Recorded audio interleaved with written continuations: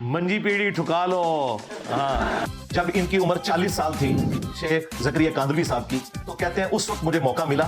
ویسے تو میرے چچا جان جنہوں نے تبلیغی جماعت بنائی الیاس کاندھلوی صاحب مجھے عرصہ دراز سے کہہ رہے تھے کہ کوئی سلیبس تیار کرو, تم کیا الحدیث ہو, تبلیغی جماعت کے لیے کوئی کتاب ایسی لکھ دو کہ جو وہ پڑھا کرے. تو کہتے ہیں کہ سفر 1357 بمطابق 1938 میں ایک مرض کی وجہ سے دماغی کام سے روک دیا گیا. وہ کہتے ہیں مجھے کوئی ایسی بیماری لگ گئی کہ ڈاکٹر نے کہا کہ آپ نے دماغی کام کوئی نہیں کرنا. کون سا کام؟ دماغی. دیوبند دماغ بند.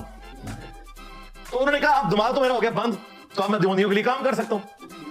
اب جملے دیکھیں, وہ کہتے ہیں مجھے کام سے روک دیا, دماغی کام سے. تو میں نے کہا کہ میں اب ان خالی ایام کو اس بابرکت مشغلے میں صرف کروں, یعنی کتاب لکھ دوں جو کئی سالوں سے نہیں لکھ سکا.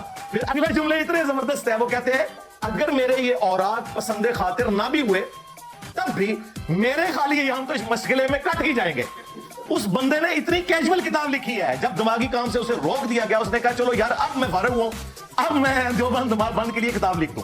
اور یہ سٹارٹ میں لکھا اس بندے نے خود, یہ نا کہ میں نے گن پوائنٹ پہ لکھوایا. یہ ویسے اس بندے کی ایمانداری ہو سکتا ہے, اس کی وجہ سے اس کی بخشش ہو جائے کہ اس نے سٹارٹ ہی میں بتا دیا ہے کہ میری دماغی حالت ٹھیک نہیں. ہاں جو کچھ میں لکھ رہا ہے اپنی ذمہ داری سے پڑھو. تو تبلیغی جماعت والوں کا بھی کام ہے کہ اس کے بعد جو کچھ لکھا ہوا ہے اپنی ذمہ داری کے اوپر پڑھیں. ہمیں قرآن میں اللہ نے حکم دیا ہے وَلَا تَقْفُ مَا لَيْسَ لَكَ بِهِ عِلْمٌ إِنَّ السَّمْعَ وَالْبَصَرَ وَالْفُؤَادَ كُلُّ أُولَٰئِكَ كَانَ عَنْهُ مَسْئُولًا.